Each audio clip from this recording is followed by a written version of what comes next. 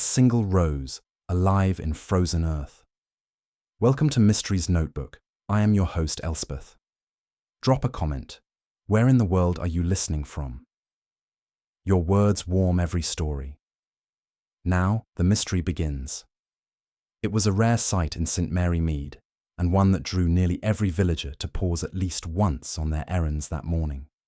A single rose, deep crimson, its petals almost too vivid for the bleakness of January, had bloomed in the front garden of Gwendolen Harcourt's cottage. The overnight frost still clung to its leaves, shimmering in the pale sunlight like glass beads. Mrs. Harcourt herself seemed both pleased and vaguely unsettled when she mentioned it over tea at the Bluebell Cafe. "Never in my life," she told Mrs. Price Ridley with a small shake of her head, "have I known such a thing to happen in winter. It's not natural, I dare say, but pretty all the same." Miss Marple, seated 2 tables away with her knitting bag at her side, happened to overhear. She noted the remark, not because she held strong opinions on unseasonal gardening, but because she knew Mrs. Harcourt's roses, as a rule, never survived past late October. By the next morning the rose was gone, not plucked neatly, but snapped at the stem and scattered across the frost-hardened soil. And Gwendolen Harcourt was found lying in her parlour, a shawl pulled unevenly over her shoulders, her face pale as the snow on her doorstep. The doctor said it might be her heart. The constable wasn't so sure. Word spread quickly, as it always did in the village, that the back door had been found ajar, a trail of damp footprints leading from the garden to the parlour hearth. There had been, so it was whispered, a faint scent of cigar smoke in the room, though Mrs. Harcourt lived alone. By noon, 3 versions of the story were in circulation. One in which a burglar had been frightened off mid-robbery, another where a long-lost relative had returned to settle a score, and yet another that hinted darkly at a quarrel over the sale of a certain meadow near the church. Miss Marple, making her way home along the lane with her shopping basket, listened to them all without adding a word. She glanced once at the Harcourt cottage as she passed, her eyes lingering not on the open gate or the trampled snow, but on the bare, broken stem in the flower bed. A rose blooming in winter was strange enough, but a rose destroyed the night its owner died was stranger still. She made a small, almost imperceptible nod to herself, the kind no one noticed unless they were watching closely. And in St. Mary Mead, very few ever thought to watch Miss Marple. The news lost none of its edge as it moved from doorstep to tea table, from the counter of the grocer's to the quiet pews of the church, gathering with each retelling an extra sheen as snow gathers its crust. By afternoon, no one in St. Mary Mead could take a breath without exhaling some opinion about Gwendolen Harcourt, her winter rose, and the oddness of footprints and cigar smoke in a house where no gentleman was supposed to sit by the fire. Mrs. Price Ridley reported, in a tone that suggested special knowledge, that the footprints were large. A man's, of course, a working man, while Mr. Petherick, who prided himself on an orderly mind and the neatness of his accounts, took the line that women were prone to heart failure in cold weather, and it did no good for people to invent melodramas to season their porridge. At the Bluebell Cafe, where the bell over the door rang more than church bells that day, the talk fixed on 2 axes, money and sentiment. "She would never have sold the meadow," Mrs. Clement said, shaking her head at a plate of currant buns. "Not to that developer from Marchbolt. Gwendolen had a horror of bungalows, poor dear, said they looked like shoes set to dry." Her husband, the vicar, murmured something soothing about charity of interpretation and the complexity of motives, but this was swept away by Mr. Latimer the tobacconist, who had drifted in on an errand and stayed to be consulted. "I sell cigars to 3 gentlemen in this village," he announced with the fretful dignity of a man who suddenly finds himself critical to a drama. "Major Blount prefers mild Havanas and buys on Thursdays. Mr. Jerome Ellsworth, well, he goes for the cheaper rolled kind and tries to pay on account. And the third is Colonel Arbuthnot, who drives over from Much Benham when his niece is visiting. He has not been this week." Mr. Ellsworth would never be at Gwen's, protested Mrs. Hartnell with surprising warmth. They nodded in the lane, that's all. He never set foot beyond her gate because of her cat. He's always been timid with animals. To which Mrs. Price Ridley added with relish that timidity in one department often covered boldness in another, and that Mr. Ellsworth's finances were, in any case, a sieve. Miss Marple, who had come in for a packet of tea and had been drawn into a corner table by Mrs. Clement's gentle insisting, did not contribute. She sat with her hands neatly folded on her handbag, while the talk moved around her like a tide around a rock. She had seen tides before. To her mind, the more instructive thing was what got left behind when the water went out. A winter rose was a vanity of nature, no doubt, but it was a curious vanity that someone had chosen to destroy. Constable Pritchard, who was conscientious and had a new baby at home, did his best to arrest speculation by walking visibly through the village street twice, notebook out, pencil tucked above his ear in a manner intended to convey method. In practice it only sharpened interest, for he could not move 5 yards without someone leaning from a gate to tell him about a suspicious shadow, an unlatched henhouse, or the smell of tobacco drifting at odd hours from the lane behind the Harcourt cottage. To his credit, he noted each item, though he drew a line when Mrs. Bantry sent the gardener to say that their kitchen clock had stopped at 9 the night before, which surely meant something. By late afternoon, the doctor had certified that Miss Harcourt's heart was not robust. That is not quite the same as saying the heart failed solely of itself. There was stress of some sort, Dr. Haydock confided to the vicar in that brisk undertone of his. She was frightened or angry, and recently. I'll say this much to your ear, Clement. Someone was in that room who made an impression on her. He did not add that the faint, sweet scent of cigar had struck him as incongruous, because he noticed in himself a creeping tendency to enjoy incongruities rather too much these days.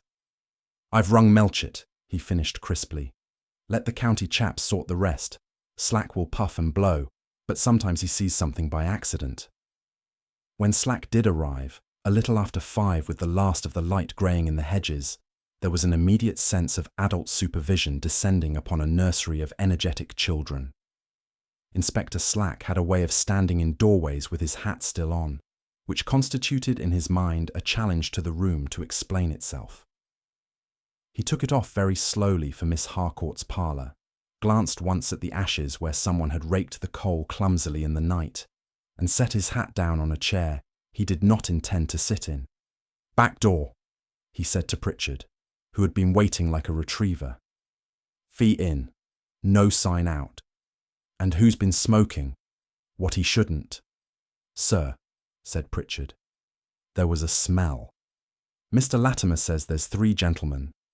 "There are 20, if you count visitors and tramps and follies," Slack cut in, but not unkindly.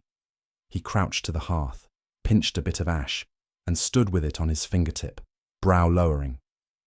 "And yet," he added, "there is not so much as a stub in the grate or on the yard. A tidy fellow or a cautious one? Which is it?" Miss Marple, who had walked back with the vicar and his wife to ask if she could send soup to the housekeeper — there was no housekeeper as it turned out. Miss Harcourt had a woman twice a week — stood just at the threshold and watched without appearing to do so. She noticed, as people seldom do in their own rooms, the small signs of recent gravity: a teacup set down without its saucer, a cushion at an angle that suggested someone had leaned forward hastily and forgotten to replace it, a book face down on the armchair with its ribbon marker fallen to the carpet. The book was a local history, a kindly dull volume about the meadow near the church, which had once belonged to the Harcourt family, when it was a different sort of village and property was a kind of language people spoke to one another in. Slack turned just far enough to catch the vicar at his edge and gave a nod that was almost courteous. "We'll want a word with anyone who had business with Miss Harcourt these past few weeks," he said. "Money, property, charity subscriptions, quarrels, gentlefolk, tradesfolk, no odds." "There was talk of the meadow," the vicar admitted. "An unsolicited offer from a developer. Miss Harcourt was resistant." "Resistant is respectable language for something that made her angry," Slack observed. "And anger has margins. Who took it to her?" Letters don't carry footprints. He looked to Pritchard. Find out who called on her. Start with the daily sorts, the post, milk, coal, and work outwards to the hopeful and the officious. There are always hopeful and officious sorts when money looks loose. Hopeful and officious were, in fact, already warming themselves at several fires throughout the village, practicing how best to say they had warned poor Gwen or tried to reason with her. Major Blount, whose pension did not stretch as boldly as his conversation, told anyone inclined to listen, and several who were not, that he had advised Miss Harcourt to sell while land was dear. Young people must build, he said, puffing gently on a cigar he did not light indoors out of respect for the curtains. England cannot remain a museum. She took it in good part. We were friendly. Meanwhile, Mr. Jerome Ellsworth, who had once rented a shed from the Harcourt family for his ill-fated joinery business, told his sister over stew that he had not seen Miss Harcourt in months and wouldn't know a Havana from a herring. He did, however, look at the mantel clock more often than stew required and crease his brow when the newsreader mentioned frost on the roads. There was also, whispered with a special relish saved for novelty, the matter of Gwendolen's nephew, if he was a nephew at all. A young man with a city coat and the knack of appearing at the Bluebell without anyone seeing him come in had been noticed in the village a fortnight earlier. Clean-shaven, too neat, and a way of talking as if asking were granting, Mrs. Hartnell said, which was to say he might be a solicitor's clerk or a man who wanted you to think he was. He had called at the Harcourt cottage just after tea on a Thursday and left before 6. No one agreed about whether Miss Harcourt's expression afterward had been tight with indignation or relaxed with relief.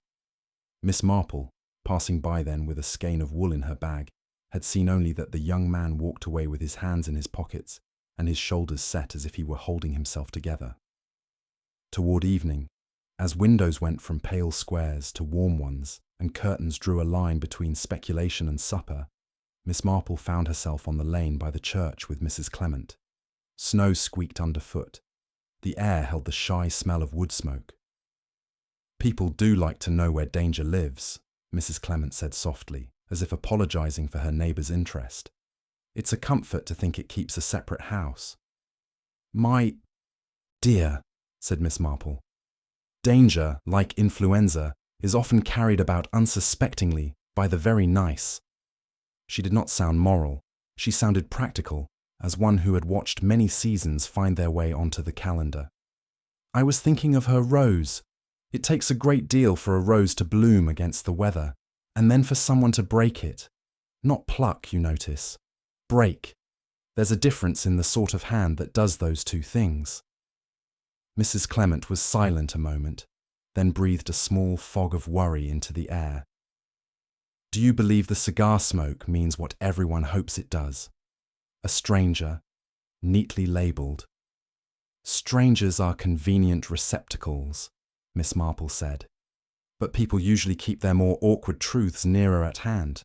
A cigar can be an advertisement or a disguise, and sometimes both. She paused, peering at the churchyard wall, where snow had gathered in scallops on the stones. I remember a gentleman once who took up cigarettes late in life to impress a lady who had admired her first husband too much. It made him cough dreadfully and gave him a permanent air of remorse that did him no harm in business. When they reached the Harcourt gate, Miss Marple's gaze drifted briefly over the trampled patch where the rose had stood. A crust of ice glittered, and in it the dark stub of the stem seemed very much like a sentence cut short. Slack's men had been thorough in a way that left things untidy. She glanced at the latch, where a greasy fingerprint made a crescent. It would not be there long. People cleaned things in grief, sometimes fiercely, as if order would coax the beloved back. Inside, Slack had finished with his first round of questions and stood in the hallway with his notes folded. "Evening, Miss Marple," he said with the cautious respect of a man who had been helped by her once or twice and did not entirely enjoy the memory. "You'll be hearing that poor Miss Harcourt's affairs were not as simple as her furniture. I would be grateful if you'd tell me, if it should come to you in the way things come to you, who quarrels without raising their voice. I used to think shouting was the sign. It's often the opposite. People who have been disappointed for a long time, Miss Marple said gently, learn to quarrel very quietly. She looked past him toward the parlour, where the lamp had been left on, and threw a domestic circle on the carpet. And people who are vain of their consideration for others will sometimes do a very inconsiderate thing in a considerate way. I don't say that is our case, only that it happens. He nodded once, as if tucking that away, while not fully admitting it. We'll see about this developer, and about the nephew. As Miss Marple walked home alone, she let the village sort itself into its familiar pattern. The house where envelopes were opened over the sink, with a knife kept for that purpose. The window where lace curtains barely trembled when a figure passed behind them. The gate that clicked twice on closing because it had been mended by a man who never quite finished anything. She thought about Gwendolen Harcourt's careful economy and her pride in the family meadow that meant little to anyone but her, about the book face down and the cup without its saucer, about a rose that had been forced by some quirk of root and weather into a defiant bloom and then punished for the display. It was not so much the cigar smoke that occupied her as the tidiness of its absence in a tidy house. If a gentleman had sat by the fire and smoked to steady his nerves, well, there would usually be some trace unless he had been thinking about traces from the start. Near her gate, she came upon Mr. Ellsworth, struggling with his key and his parcel. He started when she greeted him and gave a jerky smile. "Beastly cold, Miss Marple," he said too quickly. "Terrible business. I never could bear shocks. They go through me like—" "Well, poor lady." "Yes, poor lady," Miss Marple agreed. She noticed, as she always did, the small things that people forgot they were carrying.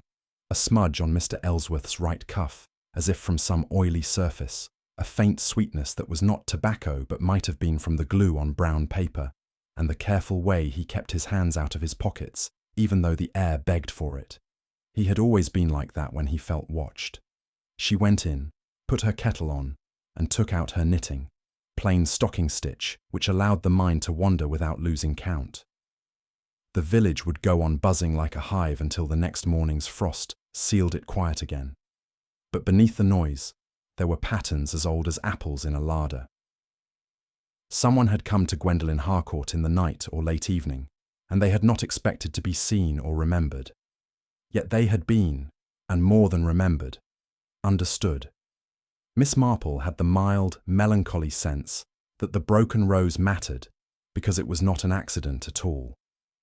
A person who breaks something delicate rather than plucks it is making a point, even if they do not admit as much to themselves.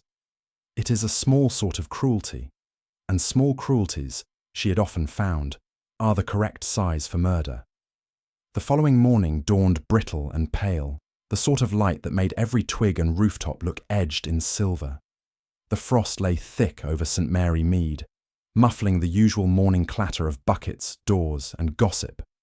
Miss Marple, at her breakfast table, stirred her tea and considered the day's work. It would be a day of quiet watching, for in her experience, the second day after an event was often the one where people began to betray their private impressions. Shock receded, and habit reclaimed the stage. The first clue came without her seeking it. Through her lace-curtained window, she saw Mrs. Hartnell bustling down the lane in her sturdy boots, carrying a basket far larger than the errand could require. That basket, Miss Marple thought, was the visible badge of a person prepared to loiter in more than one doorway. Sure enough, half an hour later, Mrs. Hartnell appeared at Miss Marple's garden gate, flushed from exertion and pleasure in being the bearer of tidings. "They say," she began, without waiting to be asked inside, "that Slack went round to Much Benham before breakfast to have a word with the Colonel. Arbuthnot, you know, the one with the niece who comes for the summer tennis. And would you believe it, she's here now, in January of all times, and as neat as a pin, though I must say her skirt's a trifle short." Miss Marple smiled faintly, her fingers still curled round her teacup. "Colonel Arbuthnot smokes cigars," she said, as if remarking on the weather. Mrs. Hartnell leaned in, voice dropping. "That's what everyone's saying. And what's more, I've heard that Miss Harcourt, sent a note to him not a week ago. A gardener's boy took it up. No answer, mind you. But it was said to be a private matter. Now what would a woman like Gwen have to say to a retired colonel in a sealed envelope? Miss Marple did not answer. She had learned long ago that silence drew more from people than questions did. Mrs. Hartnell, piqued by this lack of astonishment, added in a rush, "And another thing. They've found her rose clippings in the bin behind the shed. Fresh clippings, mind. And Gwen hadn't pruned since autumn." After Mrs. Hartnell's departure, Miss Marple wrapped herself in her coat and set out, ostensibly to return a book to the vicar's wife. The lane toward the Harcourt cottage was churned with frozen footprints now, so many that the original marks of the night before had long been confused.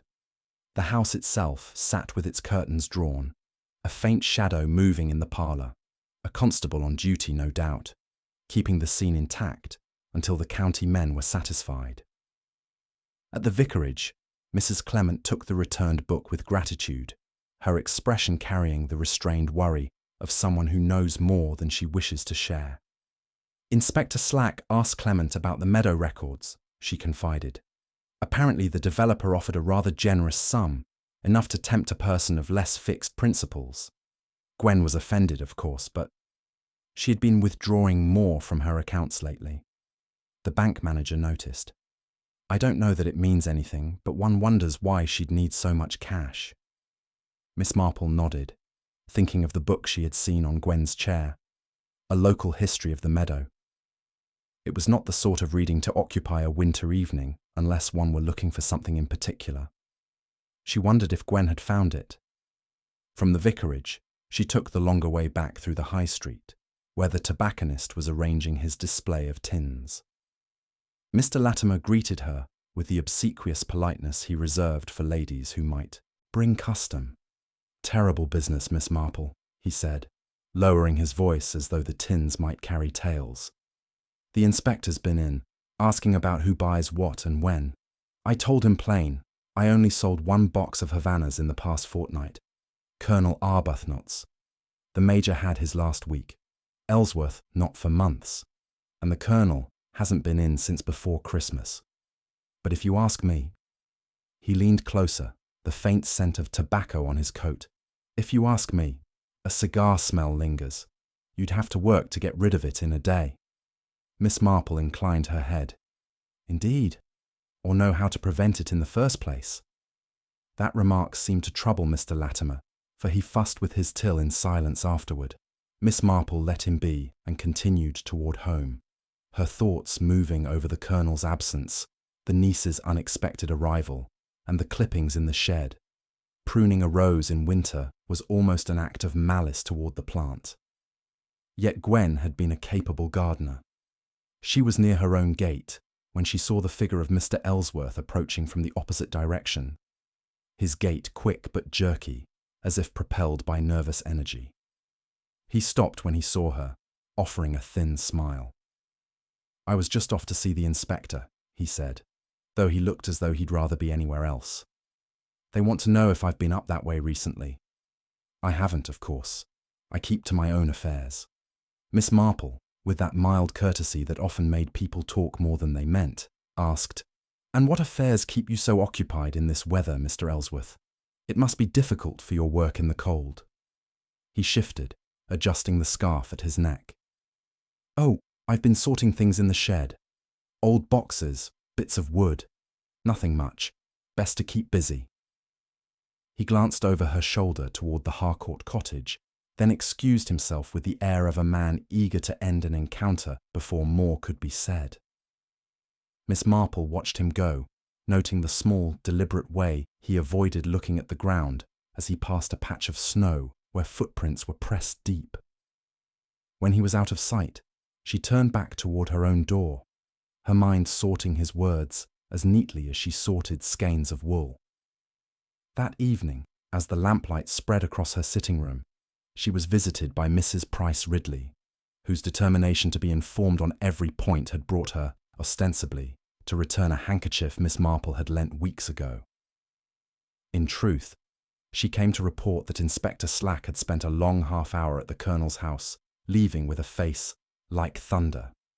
The niece, she said, was seen on the platform of the early train the previous morning, carrying a small valise and wearing gloves entirely unsuited to the weather. Miss Marple received this with the same quiet attentiveness she gave to her knitting, though in her mind she was turning over the image of the rose stem in the frozen earth, broken, not cut, pruned clippings in the bin, but not of that rose, and a faint scent in a parlour that no one could quite place, a scent that might be a cigar, or might be something else entirely if one wished to mimic it. Before bed, she wrote a small note to herself on the corner of her gardening calendar. Roses, winter, message. She had learned long ago that in human affairs, as in gardening, a thing that blooms out of season often blooms for a reason. And sometimes, the hands that destroy such a thing are not strangers to the garden at all. She folded the note away, knowing that the next step was not to confront anyone, but to watch. It was always in the days after the excitement that the truth began to seep out, quietly, like water under a closed door. And she intended to be there when it did. The frost had not lifted by the next morning, though the sun made a valiant attempt to press through the thin veil of mist.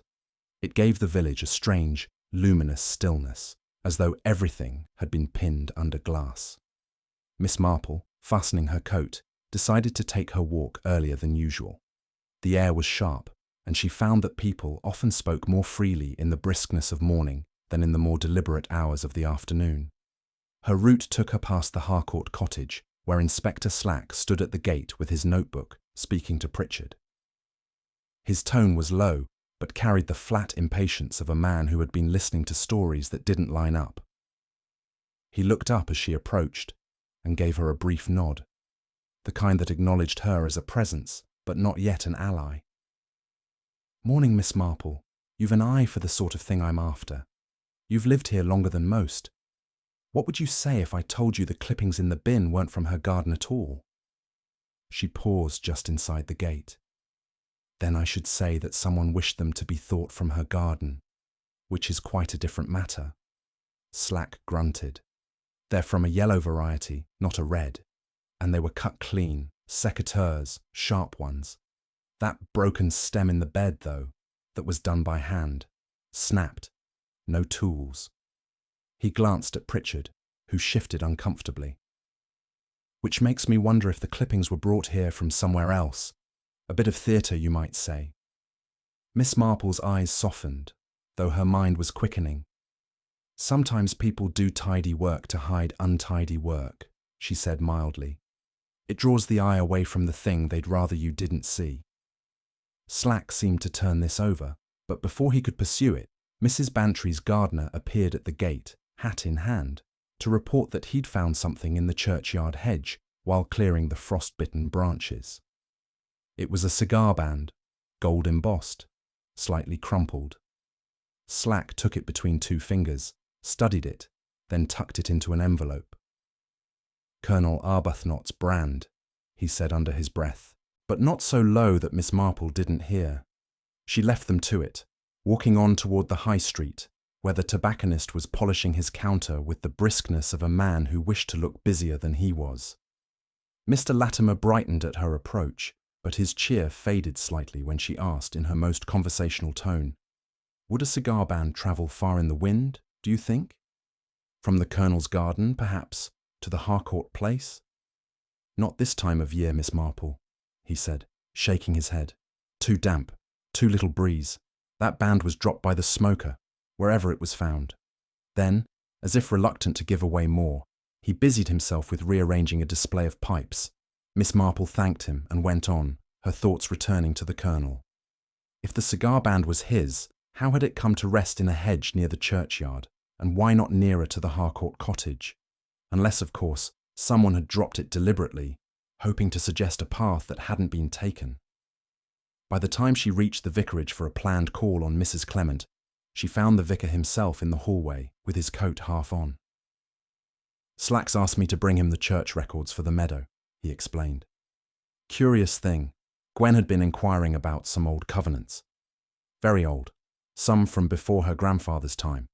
She was looking for proof that the meadow couldn't be sold for building. Miss Marple tilted her head.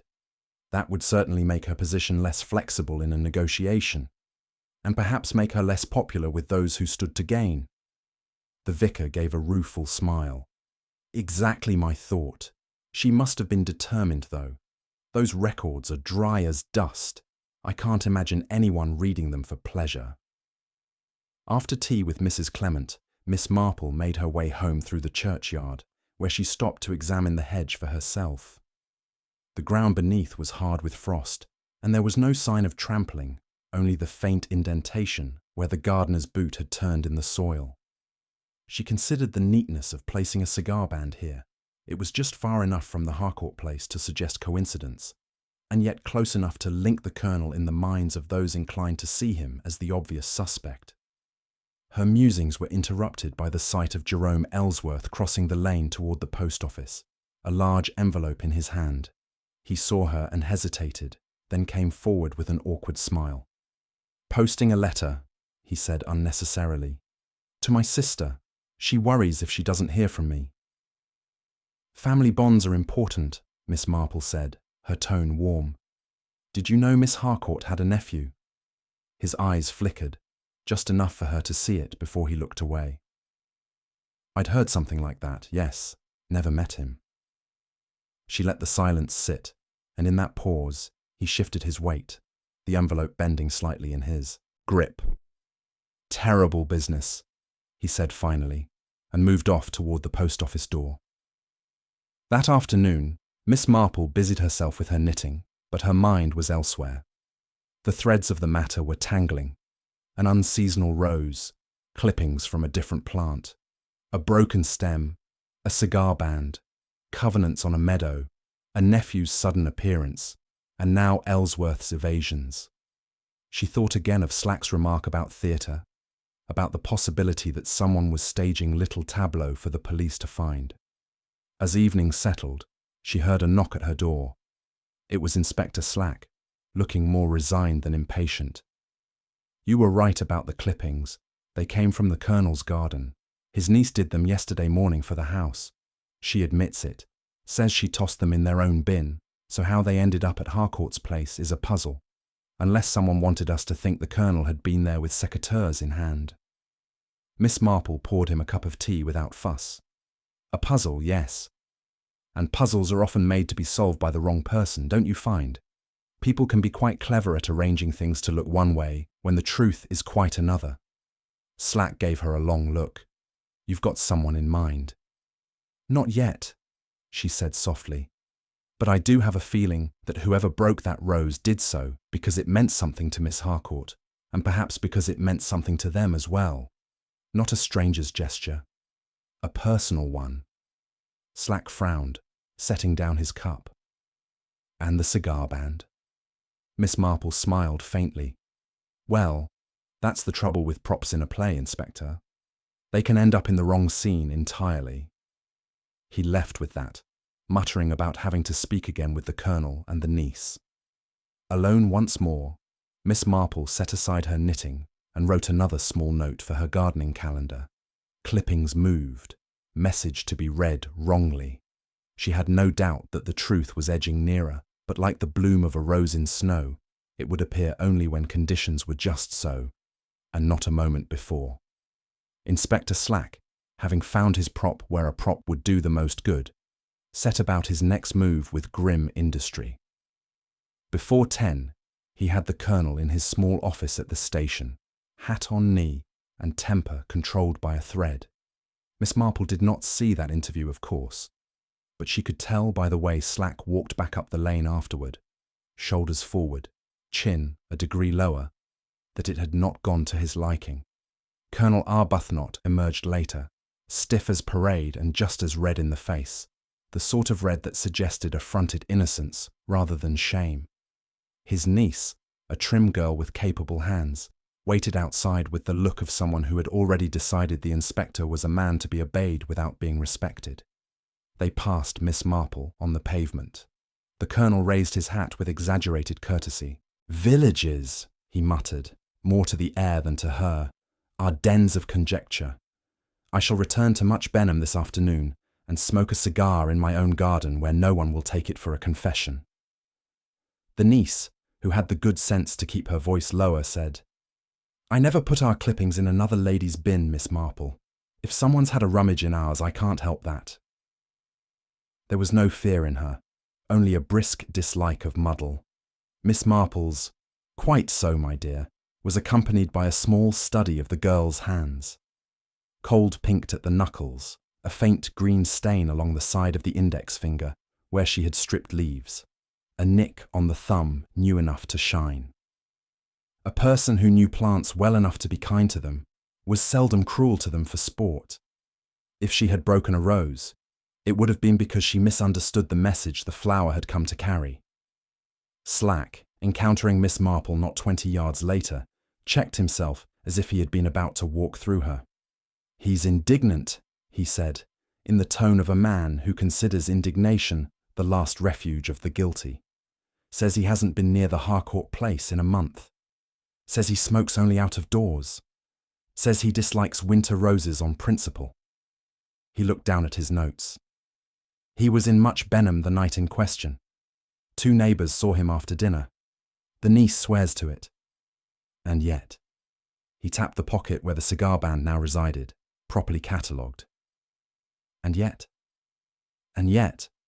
Miss Marple agreed gently, "You think him too obvious." Slack's mouth twitched. "I think I am meant to think him obvious. There's a difference. We've had a word with the developer's agent. Brisk fellow, smooth shoes, comes down from Marchbolt twice a week. He denies seeing Miss Harcourt in person, says he wrote. We're checking. There's also a matter of withdrawals from her account. Cash, 3 times in the last month, not small sums. I don't like that at all." "Nor do I," Miss Marple said. "When careful women take out cash in winter, it is either for coal, charity, or trouble." She did not add that coal and charity left receipts of one sort or another. Trouble had only witnesses, and they seldom came forward. By late morning, the village had howled itself into a lull, and in that soft pocket of quiet, Miss Marple walked past the Harcourt cottage again. Pritchard, posted like a sober plant at the door, lifted his cap.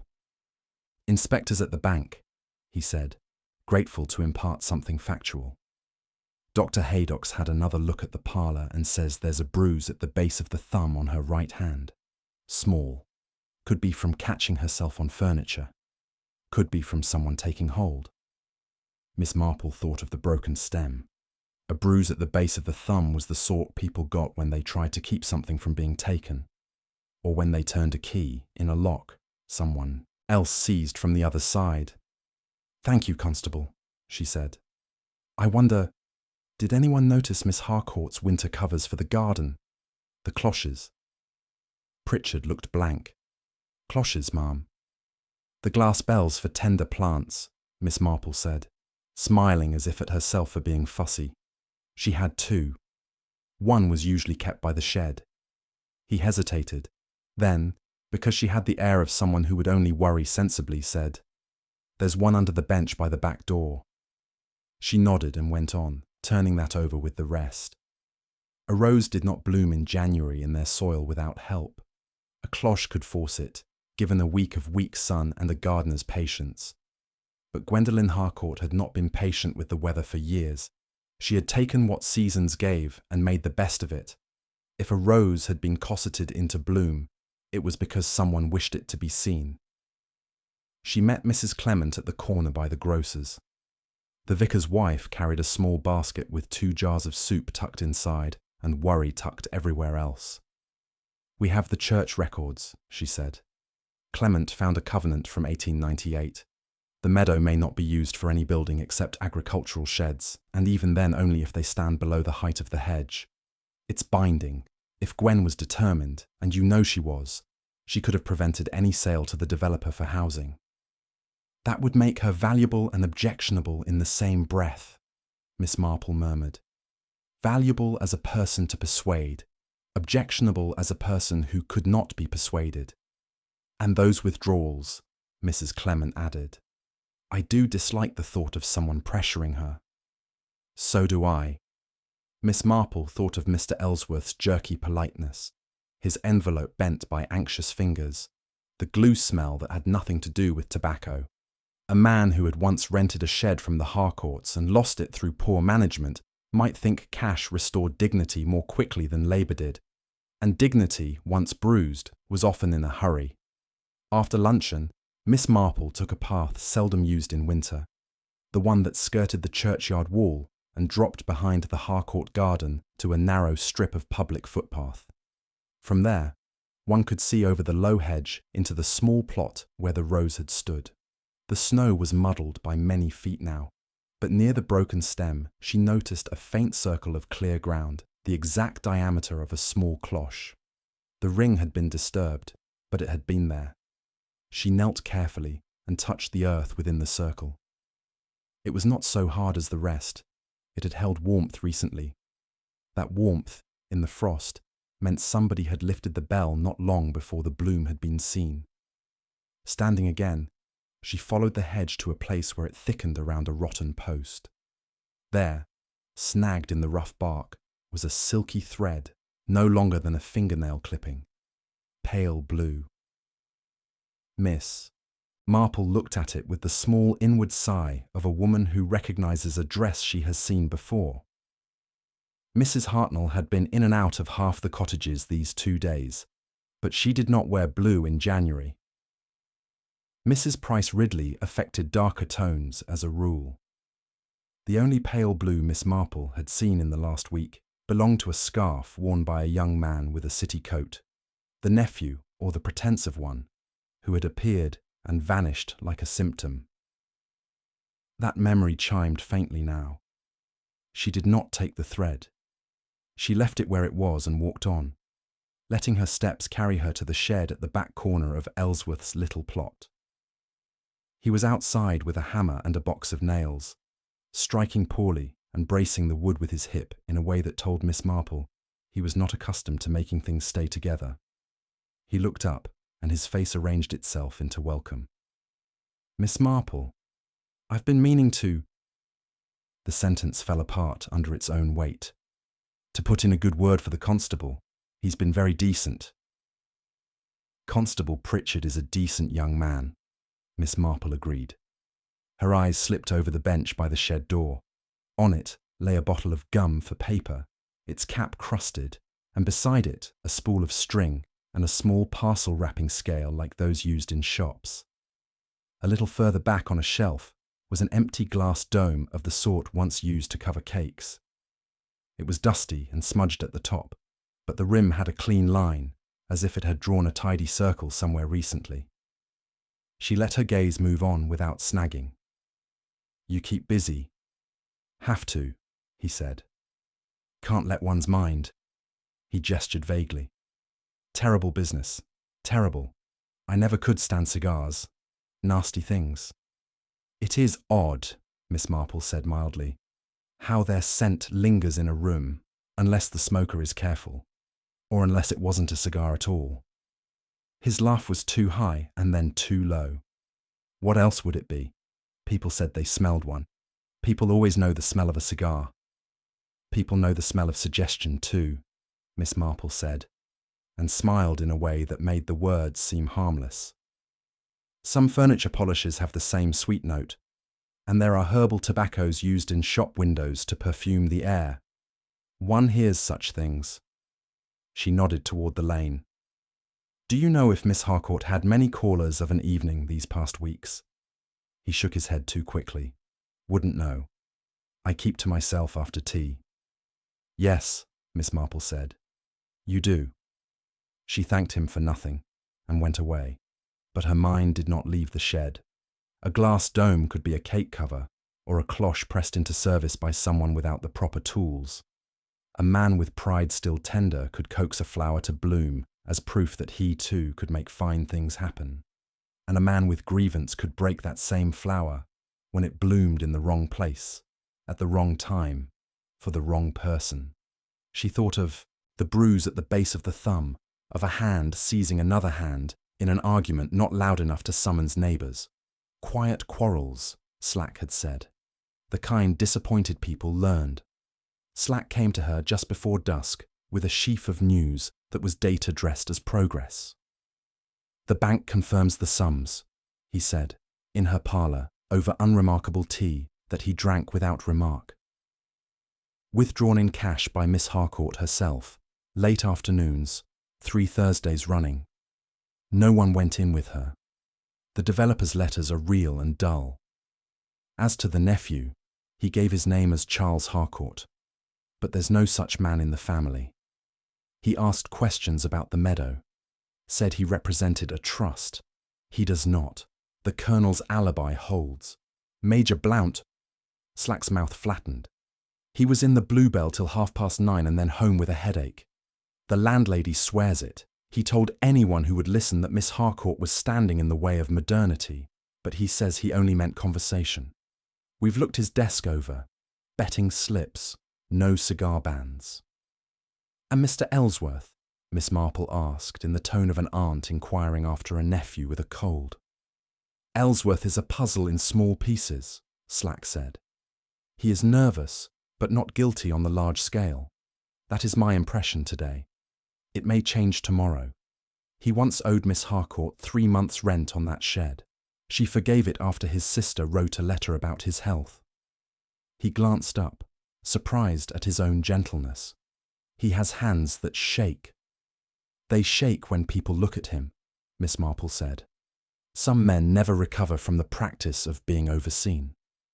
She set down her cup. "Inspector, I think someone staged your cigar. I think someone moved the clippings to point at a man in uniform because uniforms make tidy villains in a village that likes its pictures clear. I think the winter rose matters because it did not bloom by accident, and because it was broken by a person who wanted Miss Harcourt to feel something, the loss of it, rather than just to see it gone." Slack regarded her as if he might, in a kinder world, have smiled. "You are telling me to pull on the thread very gently." "I am telling you," Miss Marple said, "that people who arrange scenes often forget that while the picture looks right from the front, the back is held together with pins. If you touch the fabric lightly, the pins prick." She rose and went to her small writing desk, took out a scrap of paper, and wrote 2 words, "blue thread." She did not show him. "Ask Pritchard to look along the hedge behind the Harcourt garden for snagged fibres. He has good eyes and will be flattered by the task. And have someone ask at the station about a young man in a city coat with a pale blue scarf who took the Thursday train twice last month and again this week. He may have bought a platform ticket to avoid questions." Slack's pencil paused over his notebook, then moved. "Why the scarf?" "Because ladies who do not live here remarked upon it," Miss Marple said serenely. "And because such a scarf would show a stain if one were careless in a garden. People who are pretending relations often dress too new." When he had gone, she sat a long while, with the fading light, making a lace of shadows on the carpet. She thought of Gwendolen Harcourt, reading the old covenants and taking out cash and receiving a caller at the wrong hour. She thought of the deliberate gentleness of a person who would place a glass bell over a rose in winter, and the deliberate unkindness of the same hand snapping the stem. The two were not different hands, she felt. They were the same hand in 2 moods. That was the point. People who longed to prove themselves kind could be very unkind when they were refused the proof they wanted. And refusal was precisely what a covenant gave. Refusal wrapped in law. It would not be long now, she knew, before the person who could not bear refusal took a misstep small enough to seem nothing to themselves and large enough to be everything to her. The next morning brought a duller sky. The frost softened into a thin sheen of damp that made the lanes smell of wet earth and wood smoke. Miss Marple watched it from her kitchen window while the kettle hummed, thinking how quickly nature rearranged itself when left alone. Human affairs, she reflected, took longer to settle, and in the meantime, people's efforts to control appearances often made the landscape more muddled than clear. Pritchard appeared at her gate before breakfast was done, cheeks flushed from the cold, and from the satisfaction of having carried out a special errand. "Found it, Miss Marple," he said. producing a small twist of paper in which lay the thread she had described. 2 bits of it, in fact. One snagged in the hedge by the garden path, another on that rotted post behind the bed. Pale blue, just as you said. Could be wool from a scarf. Slack says it's worth keeping. She thanked him warmly, noting how his eyes brightened at her approval. Fibers are peculiar things, she said, as if speaking to herself. They stay behind when people go away, and sometimes they tell you where a person was without the person realizing they've left their signature. Pritchard grinned, tapped his cap, and hurried off to give his report. Miss Marple, sipping her tea, pictured the pale blue scarf again, soft and new-looking, the sort worn more for show than warmth. A scarf like that was easily caught on a hedge, especially if the wearer was moving quickly or without much care. That movement could have been arrival or departure. The order mattered less than the fact that the person had been in that particular spot. Later in the morning, she saw Mrs. Hartnell making her way down the lane, in the purposeful stride that meant she had chosen her audience in advance. "My dear," she began the moment she was close. "Enough. You'll never guess who was seen at the Marchbolt station yesterday afternoon. That so-called nephew, Charles Harcourt, waiting on the platform, looking as though he'd missed his train on purpose. Pale blue scarf, city coat, carrying a small brown case. Mrs. Price Ridley's cousin spotted him while coming back from visiting her sister. He took the up train toward London, apparently." "How interesting," Miss Marple murmured. "Did he look flustered?" Mrs. Hartnell pursed her lips. "Not flustered, composed. Which is suspicious in itself after such a scandal." She leaned closer, lowering her voice. "And do you know, my dear, I've thought of something else. Miss Harcourt once told me she disliked being called Gwen. Only her closest friends or family could get away with it, and she certainly wouldn't have let a stranger use it. I do wonder if he slipped and did so." Miss Marple gave a thoughtful little nod. That detail sat neatly alongside the scarf fibres, the cloche circle in the rosebed, and the missing connection between those cash withdrawals and any obvious purchase. By midday, she found herself walking toward the high street again, not by direct intention, but because, as she often found, her feet carried her where her mind was already headed. At the post office, the postmistress was sorting a small heap of letters and parcels. "No, Miss Marple," she said in response to an unasked question. "We've had nothing for Miss Harcourt since Tuesday morning. She did post something herself that day, a registered envelope to a solicitor in Marchbolt. Young Mr. Ellsworth was here at the same time, posting his own letter. Miss Marple considered that. Do you happen to recall if they spoke?" "Not a word," the postmistress said, clearly wishing she could supply more. "She was at the counter when he came in, but she had her back to him. He didn't look at her either. Paid for his letter in coins, exact change." The separation sounded deliberate. It was one thing to fail to notice someone, another to go out of one's way not to. When she returned home, she found Inspector Slack standing outside her gate, flipping through his notebook with a scowl that deepened when he saw her. "The so-called nephew's name isn't Harcourt at all," he said without preamble. "We've traced him to a small firm in Marchbolt. Office work, low salary, no real connection to the family. Claims he was acting for a trust interested in heritage land, but there's no such trust. The scarf could be his, but he's gone to London and won't be back in a hurry. And Mr. Ellsworth." Slack's scowl eased slightly, though it didn't vanish. "Ellsworth is harder to pin down. No train journeys, no sudden absences. He's been in the village every day. But here's the thing. We've found his fingerprints on one of the garden cloches in the Harcourt shed.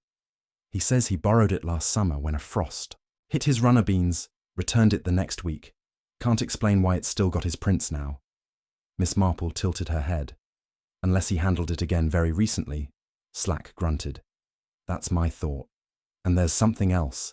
Ellsworth's sister wired him money the day after Miss Harcourt died. Enough to clear some debts. Says it was for his health, but the timing, well." He closed the notebook. "I can't put him at the scene without more, And I can't tie the nephew to her death either, but one of them knows more than he's saying. Miss Marple smoothed the front of her cardigan. It may be, she said gently, that both know something, but of different parts of the whole. People's actions sometimes collide without their knowing they've crossed paths.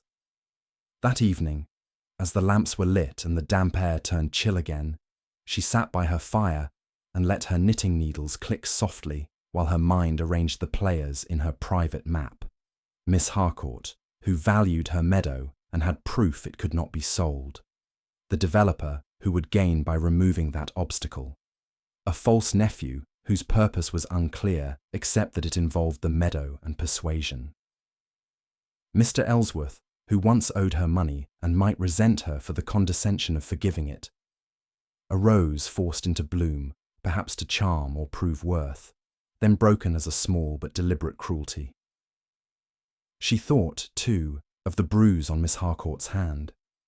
The placement suggested not a struggle for a weapon, but the quick, controlling grip of one person silencing another mid-protest. That, combined with the lack of noise reported by any neighbour, told her it was a quarrel between people accustomed to speaking quietly to each other, whether from kinship, long acquaintance, or mutual need. When the clock struck 9, a knock came at her door. It was the vicar, his expression troubled. "Miss Marple, I hesitate to trouble you at this hour, but I thought you should know. Mrs. Price Ridley has remembered seeing Ellsworth near the churchyard the night before Miss Harcourt died.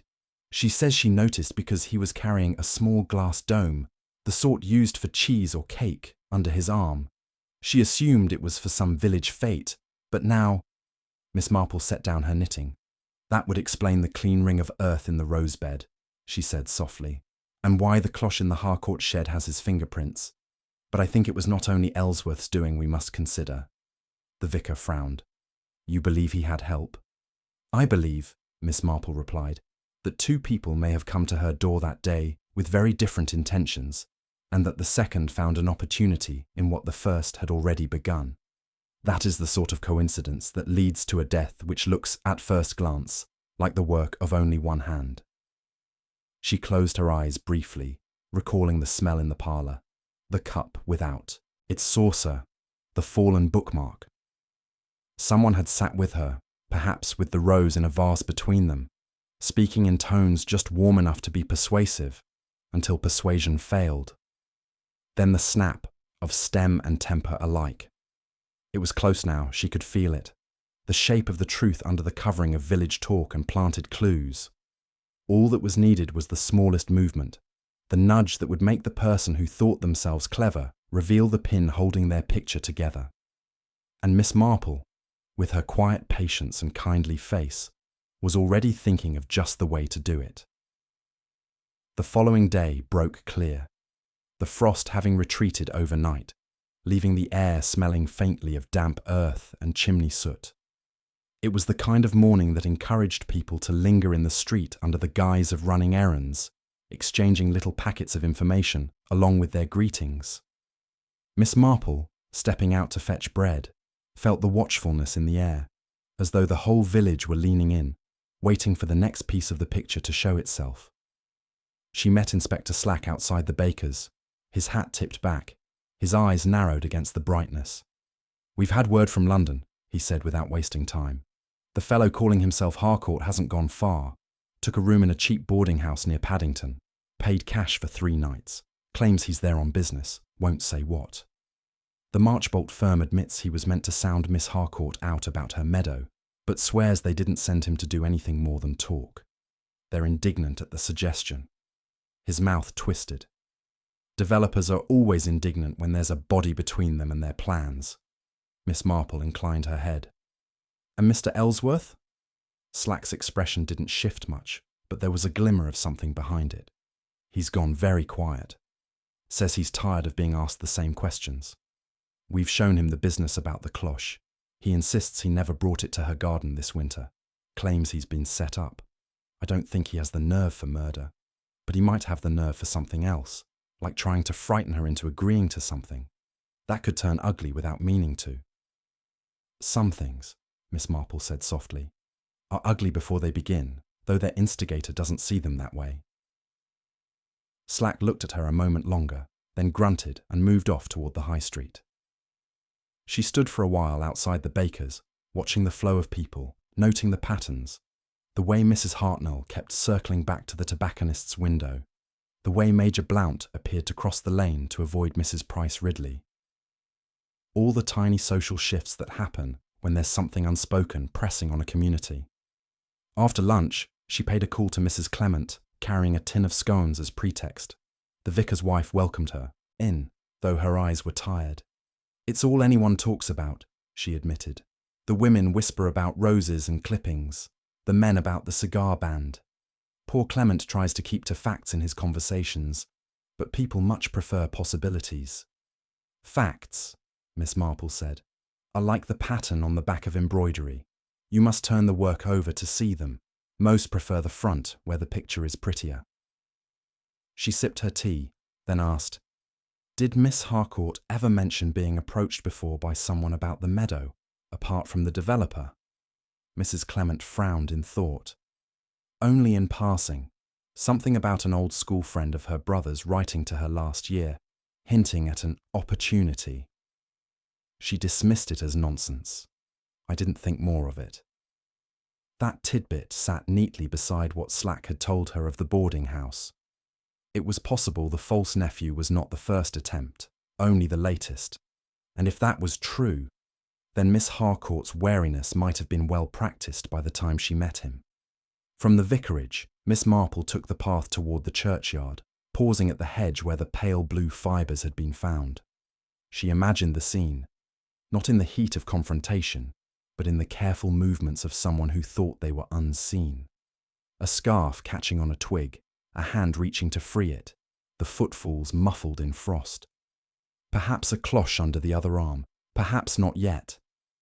She let the possibilities run in both directions until they met in the middle. At the moment the rose was broken.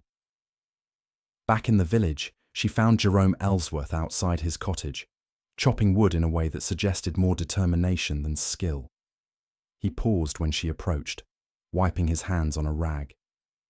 "Afternoon, Miss Marple." His voice was neutral, but his eyes flicked toward the lane, as though measuring whether anyone could hear them. "I hear," she said kindly, "that you're feeling put upon by the questions." He gave a short laugh. "Wouldn't you? I never harmed that woman. Never would. She helped me once, more than I deserved. But she could be...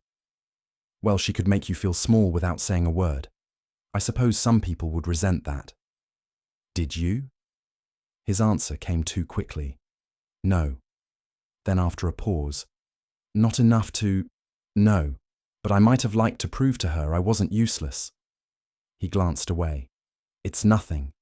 Nothing," Miss Marple murmured, "is often the very thing that stays in people's minds." She smiled at him, gentle enough that he didn't bristle, and left him to his chopping. That evening, as she sat by her fire, she began to knit a row, and then stopped, the yarn resting slack in her hands. The thought had been building quietly all day, settling into place without fuss. 2 visits to the Harcourt cottage on the same day. One by a man wanting to persuade her to part with her meadow, the other by a man wanting to prove himself in some small way. The first left frustrated, perhaps even insulted. The second found an opportunity for a gesture, a winter rose under glass, placed where she would see it and know its meaning. And then, in the parlour, something was said or done that turned pride to anger. It would be easy for the one to let suspicion fall on the other. A cigar scent could be mimicked, clippings could be moved, fibres could be left in place. All little pieces in a picture meant for someone else to see. But there was still the matter of the cash withdrawals. That was the thread not yet woven into the fabric. Money in hand could mean payment promised, or blackmail, or an attempt to buy silence. She thought of the registered envelope to the solicitor and wondered if it contained the covenant, sent away for safekeeping. If so, someone might have realized too late that taking her life would not take the proof with it. As the clock ticked toward 10, she decided the time had come for a small gathering. A tea, nothing formal, with just the right people in attendance. In a room together, people who believe they are safe will often betray themselves, not with confessions, but with the smallest reactions. And Miss Marple, with her knitting on her lap and her mild eyes moving from one face to another, was very good at noticing reactions. She rang Mrs. Clement the next morning, suggesting that it would do the village good to come together for a quiet tea, to remind us of our neighbourliness in these unsettled days. Mrs. Clement, who understood far more than she let on, agreed at once and promised to invite a select few, Jerome Ellsworth, of course, the Colonel and his niece, Major Blount, Mrs. Hartnell for the sake of her sharp eyes, and if he could be persuaded, the young man with the pale blue scarf, newly returned from London under Slack's arrangement. It would be a cosy gathering, unremarkable on the surface. But in Miss Marple's mind, it was the moment to turn the work over, to show the knots and stitches hidden from casual view. And if she was right, one of them would feel the prickle of a pin they thought they had placed carefully out of sight. The day of the tea arrived with a mild drizzle that softened the outlines of the cottages and made the air faintly smell of damp wool and hearth smoke. Mrs. Clement's parlour had been prepared with quiet efficiency. Fire lit, polished tea service gleaming on the low table, plates of scones and seed cake set out within easy reach. The seating was arranged in that seemingly casual way that in truth guides where people look and who they find themselves beside. Miss Marple arrived early, under the pretext of helping with the cups, but in reality to ensure the arrangement suited her purposes. The armchair to the right of the fire, comfortable but with a clear view of every other face, was reserved for herself. Jerome Ellsworth's place was set directly across from her, where she could see every twitch of his hands. The Colonel and his niece were placed side by side, but not so near the door that they could make an early escape. Major Blount, talkative and inclined to stray from the point, was given the seat between Mrs. Hartnell and the false nephew, whose invitation had been phrased by Slack in such a way that refusal seemed the more suspicious choice. By 3:30, all were gathered. The hum of polite talk filled the room. Village matters, the weather, vague condolences on such an unfortunate business. Miss Marple poured tea with the air of a woman whose chief interest was in keeping the cups evenly filled, her needles resting quietly in her bag. The first test came when Mrs. Clement, following Miss Marple's gentle cue, remarked that she had been looking over the church records and found the old covenant on the meadow to be really rather watertight. The Colonel nodded with perfunctory interest. The niece sipped her tea without expression. Major Blount made a sound of regret about obstacles to progress, but the false nephew, his pale blue scarf tucked into his coat collar even indoors, shifted in his seat just enough for Miss Marple to note it. His fingers tightened slightly on his cup, then relaxed, as though reminded of the audience. Ellsworth, by contrast, looked up in genuine surprise. "So it couldn't be sold? Not for houses?" he asked, as though the idea had never been explained to him. "That's what the covenant says," Mrs. Clement replied. "A protection for the village, one might think." The conversation meandered, as Miss Marple had intended, to gardening. Mrs. Hartnell began on the subject of frost damage and the need for protective covers, and Miss Marple, with just the right tone of absent reminiscence, observed, "Miss Harcourt was always clever with her cloches, though I did hear she hadn't bothered much these last years. Yet that rose of hers was blooming out of season. One wonders whose hand coaxed it." It was not the words so much as the pause after them that mattered. In that pause, the false nephew glanced toward Ellsworth, with the quickness of someone checking a detail not yet settled between them. Ellsworth, catching it, looked down and busied himself with his scone, though his hand trembled enough to leave a scatter of crumbs on the plate. Miss Marple continued gently, "And then it was broken, not cut. That's an interesting sort of destruction. Rather personal, almost like snapping a promise in two." Major Blount blustered something about vandals and idle hands. Mrs. Hartnell made a small noise that might have been agreement. The Colonel's niece sat very still. But it was Ellsworth who spoke, his voice lower than before. Maybe it was an accident, he said. You can't be sure. Oh, accidents are such obliging things, Miss Marple replied, smiling as she passed him the sugar. They appear just when someone needs them to. Slack, who had been invited as an afterthought and was sitting quietly in the corner pretending to take no notice, looked up at that. He let the conversation drift again before interjecting with apparent casualness. Funny thing about scents, isn't it? You'd think a cigar smell meant a cigar, but I've been told some furniture polishes give off the same sweet note. Even a herbal tobacco for shop displays can fool the nose. Seems our cigar might have been more of a stage prop than a smoke. That earned him the reaction Miss Marple had hoped for.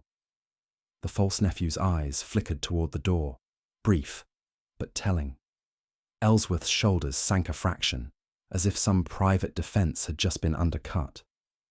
Mrs. Hartnell, ever alert to any whiff of scandal, leaned forward slightly, her gaze darting between the two men. Miss Marple allowed a comfortable silence to settle before she spoke again, her voice light, almost musing. The thing about props is, they can end up in the wrong scene, just as fibres can catch in the wrong hedge. Pale blue ones, for example, very like the shade of your scarf. Her eyes rested mildly on the false nephew. He smiled, but it was tight. Hedges catch all sorts of things, he said. True, Miss Marple agreed. But it's curious when they catch something that matches exactly what you were wearing on the day someone saw you in Miss Harcourt's garden. Late in the afternoon, wasn't it? Just before she posted a registered letter to her solicitor. That letter, I understand, contained the covenant, proof that the meadow was safe from sale. For the first time, the room stilled completely. Even the ticking of the clock seemed loud. The false nephew's jaw tightened, but he said nothing.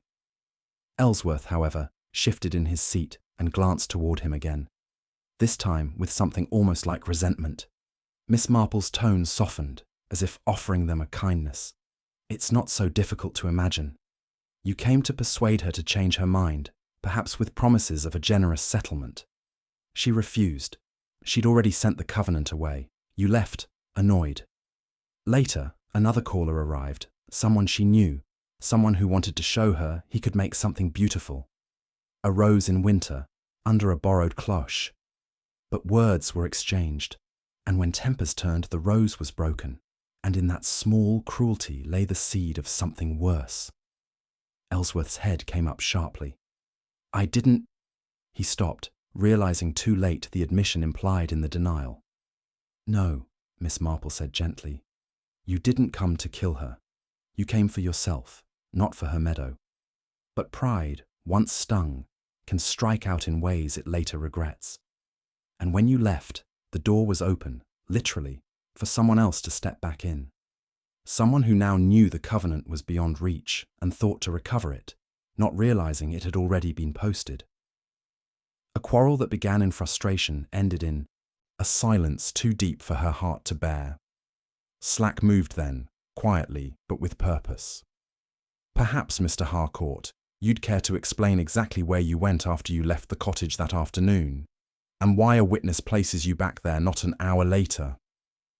The false nephew's composure cracked just enough for the truth to be glimpsed behind it. I went back to talk, he said, his voice sharp. I thought she might listen if she saw reason. But she was upset. Something had happened. She wouldn't sit down, wouldn't calm herself. Then she clutched at her chest and... He stopped, his glance flicking to Miss Marple. I didn't touch her. No, Miss Marple said softly. But you knew enough to leave quietly and let others think her death came of a single cause. You didn't arrange the rose or the clippings or the cigar scent, but you let those false signs stand. Because they suited you. The room seemed to exhale all at once. Mrs. Hartnell made a small, satisfied sound. The Colonel's niece's gaze dropped to her lap. Ellsworth stared at his hands, not speaking. Slack rose, signalling that the tea was at an end, in the way such matters are when a conversation has moved beyond the politeness that began it. As the guests departed, Miss Marple remained by the fire, her expression mild, as though nothing had happened beyond the sharing of a neighbourly pot of tea. But inside, she felt the small click of pieces fitting into place. There was still the matter of what would be proved in the official sense. But she had no doubt the truth was now in the open, and in such a small village, the open was a very long-lasting place indeed. Rain had rinsed the village clean of frost by morning, leaving the lanes dark and pliant underfoot, and the hedges beaded with water. In that softened light, Miss Marple felt the picture clarify, not by any great revelation, but by a gentle separating of threads that had been knotted together by fear and convenience. A visit that meant persuasion and profit, another that meant pride and proof. The rose coaxed and then snapped. The cigar that was not a cigar at all. Clippings moved like counters on a board. What remained unresolved lay not in the parlour but in the paper world. What Miss Harcourt had sent away, what someone still wished to fetch back. She began with a small, practical inquiry. At the vicarage, Mrs. Clement met her at the door with a letter in her hand and a look that said she had not slept as well as she encouraged others to do. Clement rang Marchbolt early, she said. The solicitor confirms your suspicion. The registered envelope from Gwendolen contained a deed assigning the meadow to a charitable trust administered by the church, irrevocable once filed. There was also a note asking him to see it dated promptly, and a bank draft to cover the fees. That explains her withdrawals. The draft and a second envelope for the church poor fund, which Clement found pushed under the vestry door yesterday morning with her initials on it. Miss Marple received this with a faint, satisfied nod. So she secured her meadow and made provision for those who needed it. That would have been very like her, and it would have made persuasion futile, which is the point at which some men stop speaking and start arranging. Do you think the young man knew? Mrs. Clement asked. About the trust. I think he learned enough at her tea table to guess he was too late, Miss Marple said. And I think he came back on the chance that paper courage might be less firm than the ink suggested. When it wasn't, he slipped away and let the village talk do a portion of his work. It is easier to leave a picture untidied when the mess looks credibly like someone else's. On her way home, Miss Marple paused in the churchyard and watched Inspector Slack come striding up the path, damp shining on his coat. He had the pleased, affronted look of a man whose day had advanced and insulted him at once. Your deed, he said without preamble, is the key to the whole. Marchbolt confirms it. Our fellow with the scarf had motive enough to want it back or dead. He may be a junior in a shabby office, but he's ambitious in the way men get when their shoes are too smooth for the roads they walk. He glanced toward the village. We'll bring him back from London properly. The boarding house won't object to the empty room. Before that, Miss Marple said, I should like a small experiment. People who think paper holds all the power sometimes betray themselves when paper is mentioned. She told him what she wanted, and Slack, who had learned to indulge her when the cost was nothing and the yield uncertain, indulged her again. By tea time, the experiment had begun to hum along the discreet wires that carry real news in a village. Mrs. Hartnell, stopping in at the Bluebell for a slice of seed cake, happened to mention, she could not think how it had slipped out, that the solicitor in Marchbolt, being a careful man, always sent duplicates of important deeds for parish records, and that the vicar was expecting one by post, perhaps the very next day. The postmistress, who had been asked by Slack to nod and look significant if anyone inquired, nodded and looked significant to two people. Major Blount, who harumphed at bureaucratic fuss, and a girl from the boarding house who served at the Bluebell 3 afternoons a week, and had a cousin in Marchbolt who knew about such matters. Before nightfall, 3 versions of the duplicate deed were afloat. In one it would be delivered to the vicarage, in another to the vestry letterbox, and in a third to the post office itself for safekeeping. Miss Marple walked home through the thinning drizzle, her umbrella ticking softly. She thought of Ellsworth chopping wood with more vigour than aim, of the way his eyes had burned with humiliation in the Clement parlour when the false nephew's glance tried to make an accomplice of him. It is a terrible thing, she reflected, to be treated as a tool by someone who considers himself clever. It can make a man either brave or rash. She hoped Ellsworth's pride, which had wanted to be seen as capable, would keep him from attempting to be dramatic. The village settled early in the damp, lights blooming behind curtains. Slack set his small trap without fuss. At the vicar's suggestion, a buff envelope, empty but convincingly stiff with folded blotting paper, was placed in the vestry letter slot so that a hand reached in could brush its corner and draw it back. Pritchard, with gloves and the solemnity of a young father entrusted with a sleeping child, dusted the flap with a harmless powder that would leave a faint telltale on skin and cloth. Slack posted 2 men across the lane behind the yew, and himself took up a position where the path from the church met the road. Miss Marple, who did not care to watch people fail themselves, set a lamp in her front window and sat with her knitting, counting her stitches against the clock. The first passer-by was Mrs. Hartnell, on her way home from calling upon a cousin she had not seen in 3 years and had no immediate urge to see again. She did not look at the vestry door. The second was Major Blount, whose cigar, this time truly a cigar, made a small red star in the damp. He paused to cough, but his pause was too far from the slot to tempt even a malicious fancy.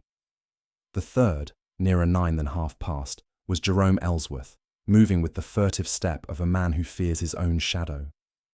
He stood at the gate a long quarter-minute, then turned away and went down the lane, hands thrust deep, head low. Slack watched him go and let him go. People who mean to steal do not generally preface it with prayer. Ellsworth's shoulders had the droop of a person passing the church for courage, not for opportunity. It was nearer 10 when the figure came that mattered, quick and careful, as if the rain itself might be listening. Not the scarf. The clever fellow had changed that for a dark coat with the collar turned up. But the outline was the same, the step that did not quite match the road, the impatience of city shoes in country mud. He slipped along the church wall, hesitated just long enough to be sure no voice would call his name, and slid his hand through the vestry slot. He had the envelope halfway out when Slack said, conversationally, "Now then." The hand jerked. The envelope fell. The man spun, not to run, but to turn his back in that instinctive, foolish hope that if one's face were not seen, the rest of one would be less to the point. Slack had him by the arm in 2 strides. Pritchard materialized from the yew with the quiet pride of a conjurer. Between them, they brought him into the vestry, where the vicar, roused by an agreed knock, had put on his dressing gown and his dignity. "Looking for charity lists?" Slack asked, mildly. "Or only hoping to return parish property to its rightful owner?" He took the man's hand delicately and showed him the pale smear along the side of his index finger, where the powder had kissed the skin. A matching trace smudged the cuff of his coat. The man swallowed and licked his lips. "I wanted to verify something," he said. "I thought the parish would understand." "The parish," said the vicar, "does not open its letters at night." Miss Marple, arriving at the vestry door with the air of one who had come to see that no one caught a chill, stood very still and let the scene settle. It was not triumph she felt. She had never had much taste for that, but a kind of quiet sorrow that people persisted in believing their small devices were invisible to anyone who looked with patience. "You had already discovered," she said gently, "that Miss Harcourt sent the deed away before you could persuade her. You thought the duplicate might be easier prey. Your employer would have been grateful. You perhaps could have claimed initiative. It is a poor sort of initiative that begins with breaking promises and ends with breaking into churches." He drew a breath as if to object, closed his mouth, and then, turning imploringly not to Slack but to the vicar, said, "I never meant harm. She was distressed when I went back. Yes, but I didn't lay a hand on her. I left when I saw she wouldn't listen. If someone hurt her, it wasn't me." "No," Miss Marple said. "It wasn't hurt in the ordinary sense. She was a woman with a heart that had learned too many disappointments to bear a sudden unkindness. When the second unkindness arrived, the kind that smiles and calls itself practical, it was enough." She looked at Slack. "This much is tidy now. You have the proof of intention to meddle with the deed. You have his presence documented twice at the house, and you have the small theatre of cigar and clippings that was meant to paint a different picture. But there is one more thread, and it runs back to our Rose. Slack's glance flicked. Question, impatience, invitation. Ellsworth, he said. Not quite a question. Ellsworth, she agreed. Not as a killer, Inspector. He is what village children call a boaster of good deeds. He hoped to make beauty happen, where he had been seen to make mess. He borrowed a dome, he thought a cloche, coaxed a flower against the winter, and presented it to a woman he wished to admire him. When she did not, when she perhaps smiled the way careful women smile at men who need more than they can give, he snapped the stem. It is a small cruelty. It is exactly his size. She turned to the young man, whose shoulders had lowered from fight to sullen calculation. You came back on his heels and used his scene as cover. Perhaps you even saw the broken flower and thought how neatly it spoke for you. The man said nothing. Slack said, "We'll have our talk." At the station. He nodded to Pritchard, who took charge with an earnestness that made Miss Marple think kindly of his wife and baby and the way new fathers take pride in doing things correctly. When they were gone, the vicar rubbed his forehead, looking older and more human than his parishioners ever saw him. "And Jerome?" he asked. "Do we speak to him? Do we let it sit?" "We speak," Miss Marple said quietly. "Shame is most dangerous when it is allowed to grow in the dark. Better to bring it into the kitchen and give it tea." She picked up the fallen envelope from the vestry floor and handed it to the vicar. "And we tell the village what needs telling, that Miss Harcourt took care of her meadow and her neighbours with generosity, that the rest is for the law, that we will not have people pricking each other with rumours now the pins have been found." She did not sleep much, though the rain had eased. There is always a small restlessness in a house where the last piece has not quite slid into place. In the morning she walked to the lane where Ellsworth kept his poor shed and found him standing with his hands in his pockets, gazing at a patch of earth as if it might accuse him. He started when he saw her and tried to smile. "I have made a sort of fool of myself," he said, very quietly. "We all do," Miss Marple replied. "The trick is not to let it make a habit of us." She stood with him, looking at the damp ground and the faint ring where a dome had recently rested. "You loved being thought capable," she added, as one who states a simple weather fact. "Sometimes love comes before kindness." He swallowed. She said, "Nothing really, only that I was very good at tidying what I had untidied." It was the way she said it. "Yes," Miss Marple said, "that would do it." She put her hand, light as a bird, on his sleeve. "If you have it in you to do a kind thing now, do it simply. Help the vicar with his accounts for the poor fund. It will not mend what is done, but it will suit the hand you have better than glass domes and winter roses." He nodded, and the relief that crossed his face made him look, for a moment, like the younger man he would have been if life had praised him more and corrected him less. By noon, Slack sent word that the young man had named names. No surprise there. And that the developer's indignation had cooled into a hope of leniency, if only this could be considered a misunderstanding of parish customs. Miss Marple smiled to herself at that. Men who tethered their consciences to custom were always surprised when custom did not follow.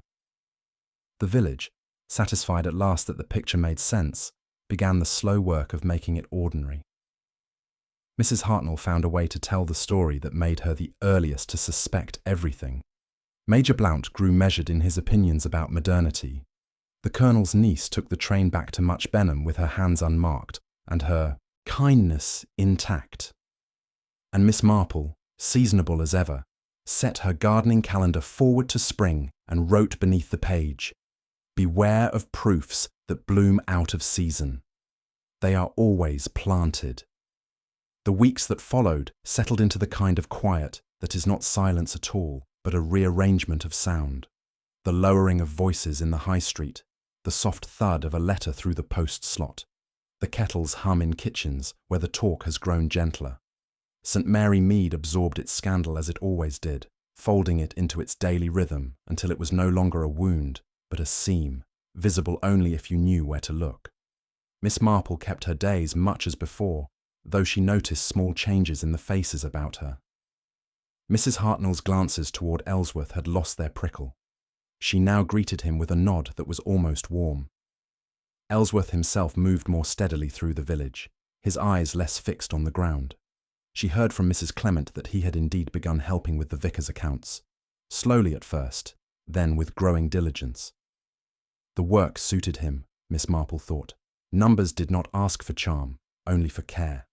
As for the false nephew, he was gone from the lanes entirely, having been taken to Marchbolt to face what the law chose to call his misjudgment. The developer, stripped of his more ambitious schemes, had retreated into the safe obscurity of other projects, far from villages where the past was as rooted as the hedgerows. Slack, having concluded the matter to his superior's satisfaction, returned to the sort of small offences that required no vestry stakeout and no pale blue fibres. One morning, on her way back from the grocer's, Miss Marple passed the Harcourt cottage. The curtains were drawn back now, the rooms inside bare of the life they had held. The solicitor's notice in the window announced that the contents would be sold at auction next month.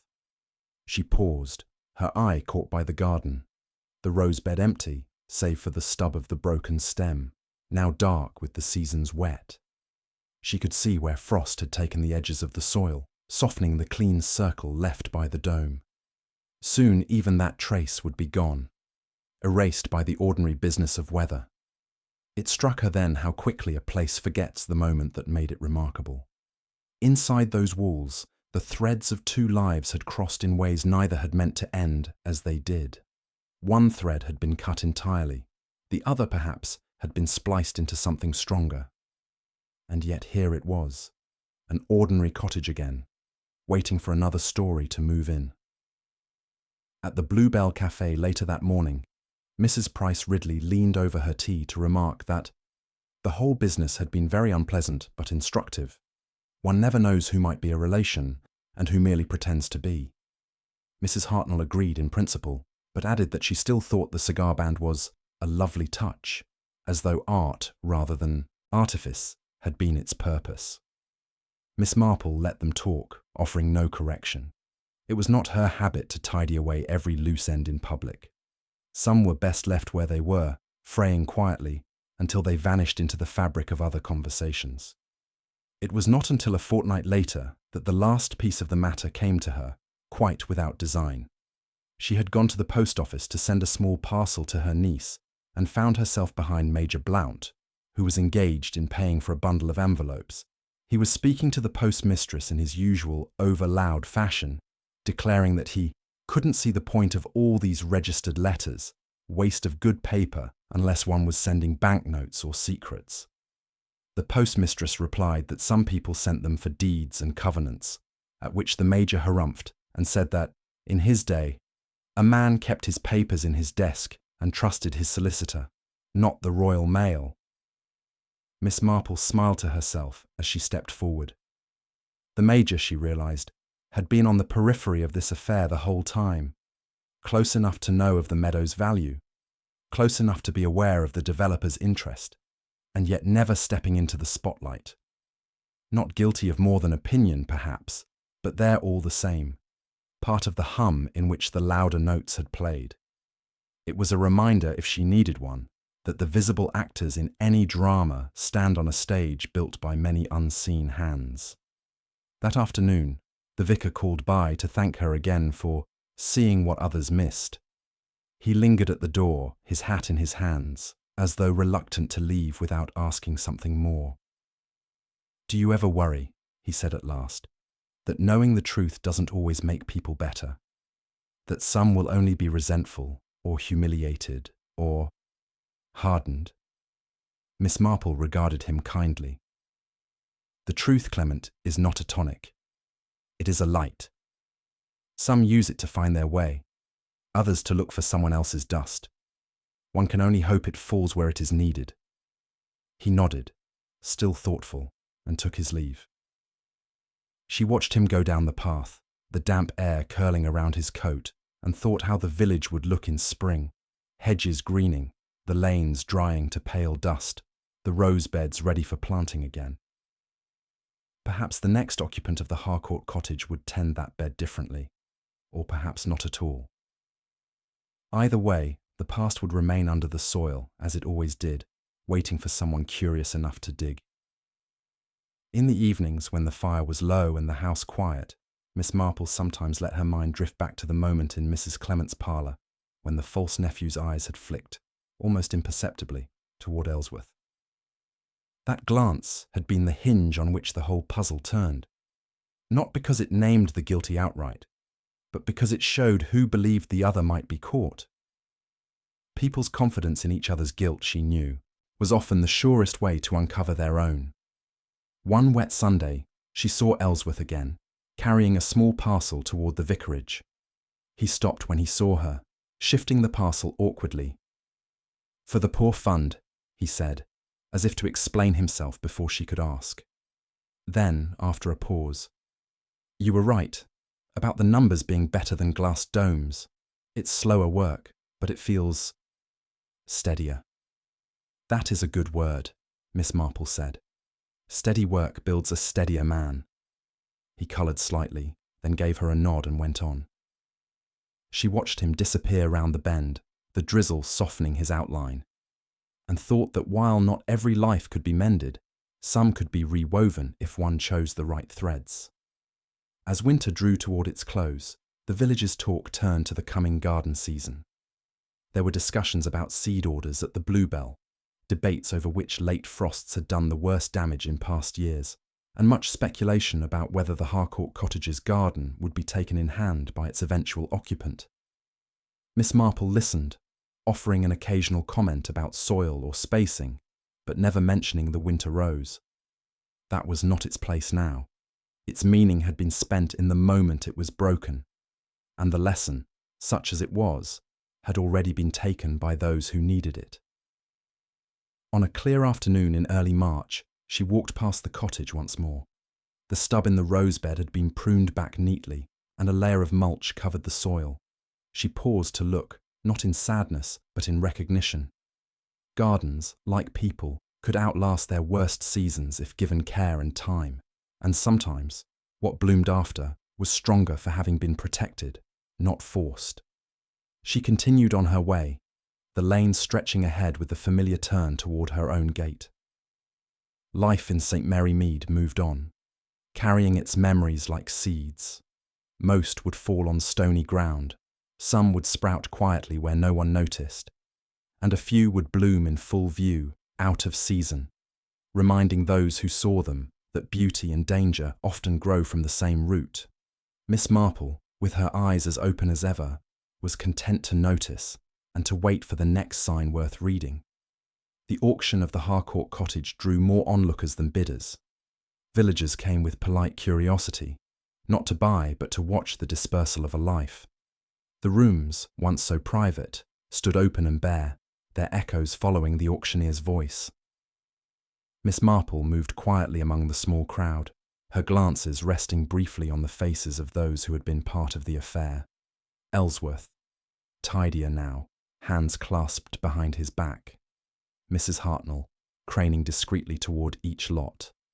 Major Blount, conversing in self-important murmurs with a man from Marchbolt who had come to value the garden tools. Nothing of the crime remained. The rosebed lay dormant, the parlour was stripped to its walls, and yet in each space Miss Marple could picture the moments that had unfolded there. She had long since given her account to Slack. Every step from the coaxed winter bloom to the quiet quarrel, from the calculated second visit to the staged clues meant to shift blame. The law had taken its course, the false nephew charged with attempted fraud and obstruction, his part in Miss Harcourt's final hours recorded if not legally punished. Ellsworth left with a stern warning, his petty act of spite judged not criminal, but cautionary. Slack himself had stopped by her garden a week before the auction, hands deep in his coat pockets. "You know," he had said, half admiring, half grudging, "I thought I'd seen through most of the play acting in my time, but I might have taken the cigar and the clippings as they were, if you hadn't kept poking at them. Miss Marple had smiled. People like to be believed, Inspector, even when they are lying, especially then. It's a kindness to them to look a little longer. Now, as the auctioneer's hammer came down for the last time, she stepped outside into the pale spring light. The air held the smell of damp earth and the faintest promise of green. Ellsworth stood by the gate, the set of his shoulders looser than it had been in months. "I'm helping the vicar put the poor fund to use," he told her. "Properly this time. It feels different." "Good," Miss Marple said simply. "Work done in the open feels different from work done under glass." He gave a small, rueful laugh, and she left him there, walking the familiar lane back toward her own gate. Behind her, the Harcourt cottage would soon have a new occupant, and the village a fresh set of stories to tell. But this one, she knew, would linger, in altered form, embroidered and softened, but carrying in its heart the truth that sometimes the smallest gestures, kind or cruel, set the course of an ending. Miss Marple, ever patient, ever observant, would wait for the next such gesture, knowing it would come as surely as the first rose of summer. Though, she reflected with the faintest smile, she preferred them in season,